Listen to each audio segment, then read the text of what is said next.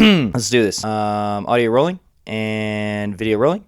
And let's do a clap. Clap, snap.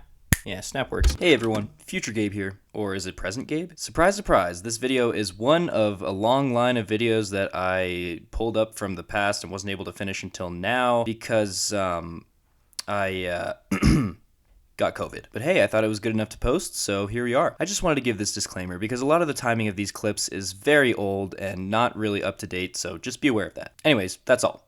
Past Gabe out. I mean, future Gabe. I mean, present Gabe.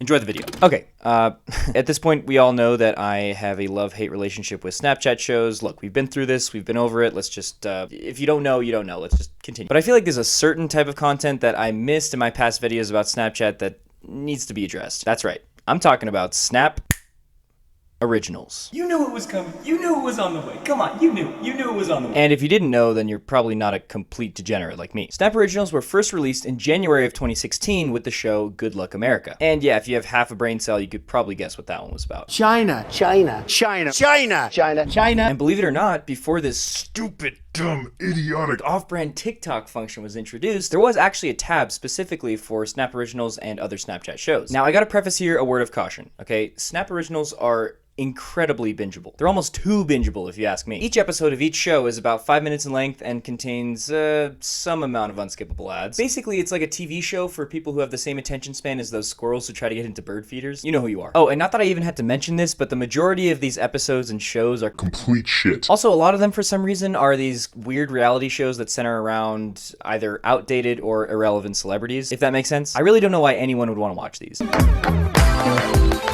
Warming it up, son! And yet, professionals create them for money. And of course, as it happens, I found myself watching some of these Snap Originals almost unconsciously. But the point of this video is so that you don't have to. So case in point, today I'm going to be rating some Snap Originals that I found and either really hated or was indifferent about. That's enough for me. Let's just get into it. Up first, Endless Summer, or I guess as it's referred to now, just Endless. So I just had to start off with this one because, I don't know how to handle this. It's like you say you love me, but like you never like, I don't know, check up on me or anything. I have pink hair. After I managed to crawl through 4 entire seasons of it, I gotta say this show is the epitome of TikTok drama, but in a weird, hypersexualized documentary format. It's also really confusing because it's one of those things where you can't really tell what's real and what's fake, to the point that I'm not even sure if the main characters know what they're doing is real or fake. So the show starts off following these 2 small YouTubers, and yeah, this is before TikTok became the whole big thing, whatever, and they're dating. In real life, kind of, but also kind of for publicity and views. It's very misleading right from the start. And inevitably, there's a ton of drama. They end up breaking up, as it happens when you broadcast your entire life on social media. And right about there is where I thought the show was gonna end. But somehow, these fuckers at Snapchat HQ got 2 TikTokers to take their place for a new season. And compared to the original couple, they're even more annoying, less talented, and honestly just not entertaining to watch whatsoever. So you want to be on your own? I don't know, I just don't want to really work with you anymore. Not to mention just the slightest bit toxic. It means so much to me that you did this for me and you brought me out here because that's basically you saying like what I wanted to hear from you. I wanted you to feel amazing. Bring snacks. Overall, Endless Summer, or just Endless now because the whole thing was that the main character's name is Summer and then she kind of left the show, so what are they gonna do? They're just gonna make it called Endless, I guess, because that's what you do when you lose your main source of revenue, is indeed an endless pit of unentertainment. And as far as I can tell, the only redeeming factor of this show is that this couple might actually break up after 1 season instead of 3. And because of that, I give it a 2 out of 10. Alright, next up we got everyone's favorite apparently, Dead Girls Detective Agency. So as far as I can tell, this show is based on a novel from 2012, so I guess if you read that, it would make it marginally less bad to watch. And I'm gonna be honest, guys, I definitely have not watched every episode of every season of this show. I mean, it's just, it's too painful. But it basically follows a crew of recently murdered people who are stuck in this hotel-like purgatory until they solve the mystery of their own deaths. A pretty cool concept. In concept. But the combination of B-list acting, subpar special effects, god-awful dialogue, and a plot that really doesn't make any sense, especially if you haven't read the book, makes this show probably my least favorite on this list. And that's a hard thing to do considering it's following up Endless. Still, I will say the creators did somewhat of a good job of immersing the audience in this dreamlike setting by using creative color and light changes. But what I still don't get, and this has been a theme of a lot of Snap Originals that I've come across, is that a lot of the plot hinges on these people's ancestral relationships with each other. I mean, in the first few episodes episodes of the first season alone, a love triangle just emerges out of fucking nowhere. Not whatever. You're definitely something. I can't believe she's dead. David? No, I'm so devastated. I got this just for you. God, you're so hot. And then all the way in the 4th season, we got this guy who finds out that his killer is his love interest in the real world, and then 5 minutes later, he's making out with another chick from Purgatory Land. I don't know, it's a little icky, and to be honest, if you have to go to those lengths to entertain your audience when your show should be about solving murder mysteries, then you probably just don't have a good show. I'm giving Dead Girls Detective Agency a 1 out of 10. Where did the 1 come from, you ask? Alright, if we weren't getting into the weeds before, now we really are with Snapchat's take on a zombie apocalypse show. Now, we all know too well just how sideways a zombie apocalypse movie or show can go when it's guided by the wrong people. What do you want? I just want your flesh. So the fact that this show isn't complete dog shit is a win in my book. This is an example of Snapchat creators using their platform completely to their advantage. Every shot or every scene in this show takes place on the main character's phone, scrolling through different social media apps that give her and the audience just a little bit more context about the situation. And I feel like this format allows for a lot of creative transitions throughout each episode, as well as taking a little pressure off of the whole acting thing. Because again, it's B-list acting. I mean, that's kind of the standard that Snap Originals have set for us thus far. Also, I found myself getting this heightened sense of suspense when the character can only see what's going on directly around her or what's on social media. It shrouds the zombie entities in mystery and makes the plot almost feel like, real life? Wow, who would have thought? I mean, sure, if Dead of Night was made into an actual motion picture or mainstream TV show, I'm sure it would get absolutely roasted. But as a Snap original, it actually strikes a solid balance of acting ability, continuity, and, again, suspense. It also introduces themes of rebellion and insurrection among the citizens of Houston where the outbreak takes place, and yeah, I guess you could say that's kind of topical. Count the vote. Count the vote. Count the vote. Honestly, the only thing this show is missing, in my opinion, is a love triangle. And because of that, I'm giving Dead of Night a 6 out of 10. And you'll notice I barely revealed any of the actual details of this show, and that's because I actually kind of, sort of recommend it, if that's how you want to spend your time. Swae Meets World. So this one is one of those docuseries that I mentioned at the beginning where, like, I'm sorry, but who actually cares about the life of Swae Lee? I mean, if you do, you're probably not watching this video, so carry on. Oh, and if you don't know who this guy is, which now that I'm thinking about it is actually probably a big possibility, he's a 28-year-old man-child that is one half of the hip-hop group Ray Sremmurd. I legitimately had to stop watching this one, I want to say, like, 2 episodes in. Not necessarily because it was bad, although it was, but mostly because this dude just gets on my nerves. As someone who's really into hip-hop, I find Swae Lee to be one of the least talented big artists in the scene. But the dude constantly hypes himself up and gives himself so much credit for achievements that weren't even necessarily his. For example, in this episode, the song Sunflower Goes Diamond, which, yeah, it was in Spider-Man Into the Spider-Verse and has, let's see. Jesus Christ, almost 2 billion listens on Spotify? That's a lot of goddamn listens! But just listen to what he says about it in his interview. I got a diamond song, man. That shit, man, that's like unheard of. You know what I'm saying? You got a diamond record? You got a diamond record? Yeah, actually, that is unheard of. Look, man, there's a reason that Post Malone's name shows up first on the artist label before yours. It's not because of alphabetical order, I'm sorry. You were given the mic, you were told what to sing, and you sang it.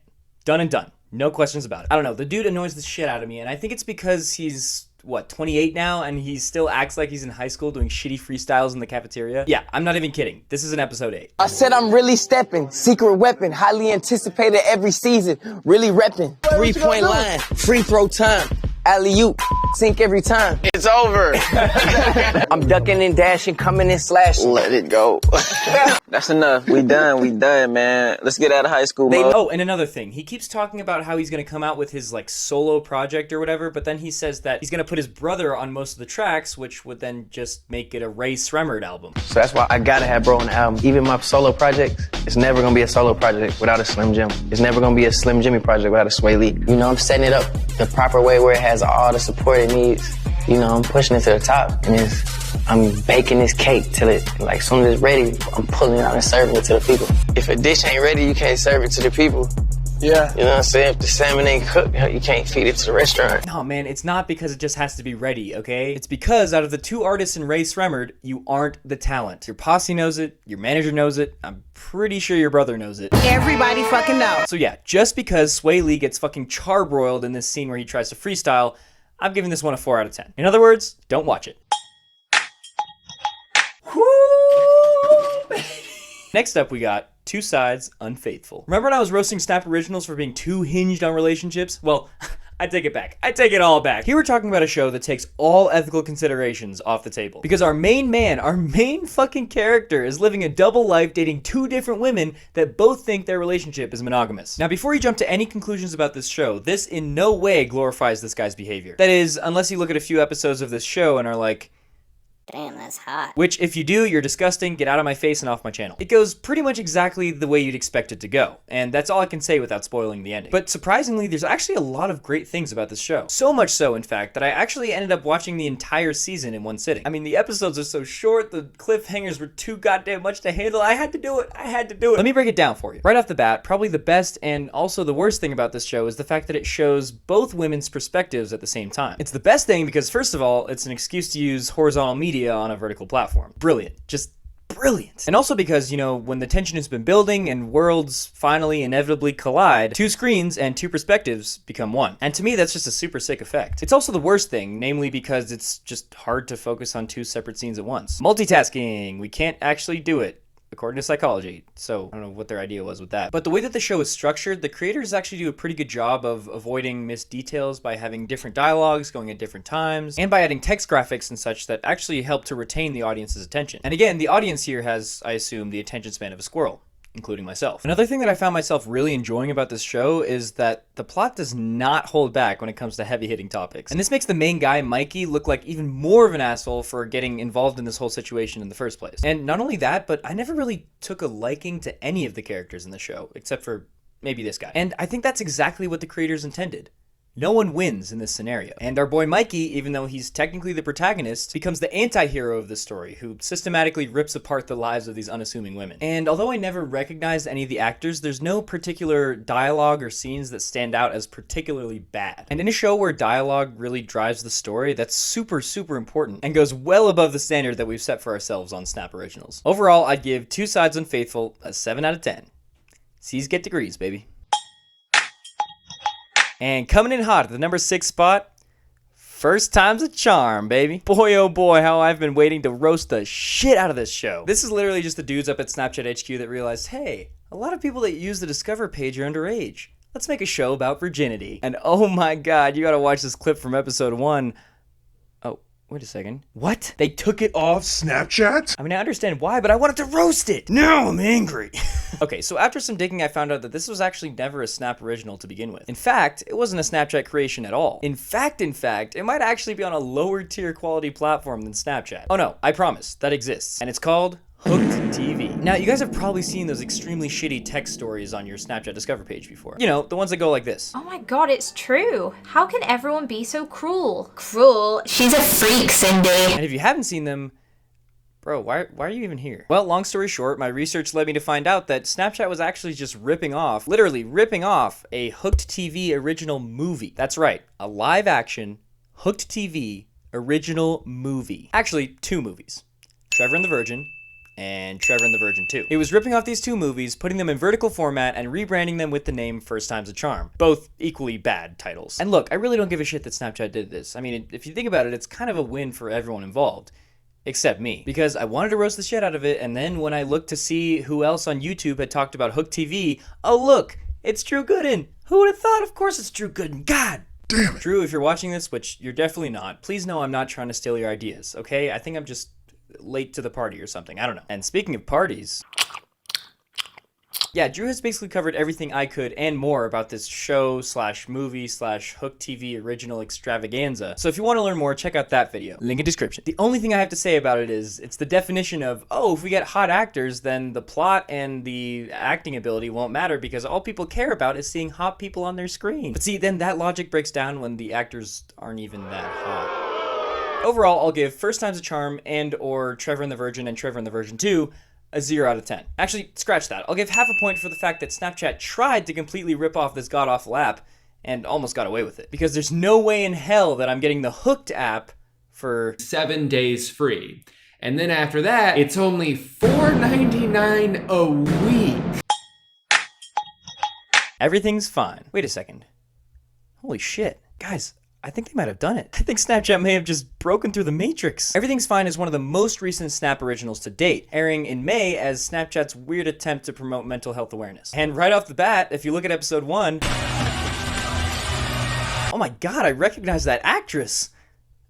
Oh my god, I recognize that actress. It's that one girl with the really hard to pronounce name on The Unbreakable Kimmy Schmidt, right? Why are you so weird? Oh, and if you haven't watched that show, then this probably doesn't make any sense, so moving on. As I went down the rabbit hole a little more, I found out that good old Snapchat HQ managed to snag not only a recognizable actress for the main role, but also one of the musicians from Fall Out Boy as the musical director, which apparently is a big deal. So look, let's just get into it. There is a lot of good stuff about this show. Our story follows Gemma, a young intern at a music repping company who has clearly been going through some shit. In the very first scene, she gets kicked out of the nightclub she's being paid to stay at, and she's incessantly texting this guy Justin, who does not seem happy to respond. And as the story unravels, we start to see that Gemma has a bad habit of pushing people out of her life by thrusting them headfirst into her super fast-paced, unpredictable lifestyle, only to find out through a medical diagnosis that you may be suffering from bipolar disorder. I mean, this is heavy stuff. Like, geez, Snapchat. But at the same time, the show made me laugh, and I think that's because Gemma is a weirdly relatable character, despite being super unorthodox for her main role. Putting Gemma's mental health issues in the spotlight and showcasing her coping mechanisms is one of the most powerful tools for creating a meaningful story here. And of course, this trope has been used before, but not quite in this style. The quickness of the episodes opens a whole new dimension for the filmmakers. And I can't believe I'm saying filmmakers when referring to a Snap original, but I have to admit it's kind of warranted here. To express the unpredictability of bipolar in a whole new light. Gemma is always rushing from crazy event to crazy event. She's always texting someone on her phone. She's always trying to push her own limits,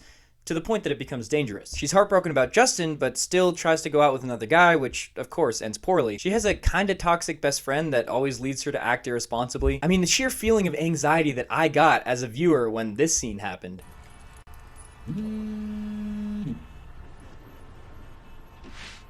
Shit, oh my god. And I can't believe I'm saying this, but this show has made my heart drop. I'm not trying to get any money from you. I didn't even know that I could do that. I was trying to kill myself. But again, it also made me laugh. How's this possible? I think the only reasonable answer to that question is that the whole show itself is bipolar. Just as Gemma experiences her major highs and her low lows, the audience is put completely into her world and feels those same feelings. And yeah, I gotta say, the emo, kind of angsty rock soundtrack really helps drive this story, because it makes me feel like anything could go sour or sweet at any moment. No, that's not an Olivia Rodrigo reference. Stop it. Just stop. Stop. The lows in Gemma's life are represented by her heartbreak, her irresponsibility, her inability to feel like she's got shit figured out. And the highs are represented by the actual goodness of people around her. The new young musician that she finds and becomes friends with, her boss at her work who's almost excruciatingly patient with her ex-boyfriend who actually comes to help her clean up her room when she's feeling really down, and overall, her love for music and raging. All this to say, of course, that everything's fine. I do have a slight issue in this show with, as mentioned in the early reviews, Gemma's dependence on all these guys. I mean, I'm no therapist, okay? But this seems like the kind of storyline that unless Gemma figures out how to find happiness and fulfillment on her own, it's not going to end well. But I'm hoping if the Snapchat Wizards decide to put out a second season of this show, that specific plotline will change. And there's so many places it could go from here. I'm giving Everything's Fine an 8 out of 10. And the only reason it's not higher is because it's on Snapchat. Okay, so did you enjoy me rambling about shows that probably 0 people are going to watch? If you did, give this video some love. Maybe like it, maybe, I don't know, comment, maybe send me a nudie. What? And if you like my stuff, you should definitely subscribe, turn on notifications, All that good stuff that YouTubers say that I really just don't have the energy to say right now, blah, blah, blah. Yeah, that's the one. All right, we got it. And cut. Is there somehow a Snap original that I missed that's even more cringeworthy or surprisingly thought-provoking, I guess? Let me know in the comments. And unless you freestyle even worse than Swae Lee, I'll see you next time. Peace out, y'all. Love you.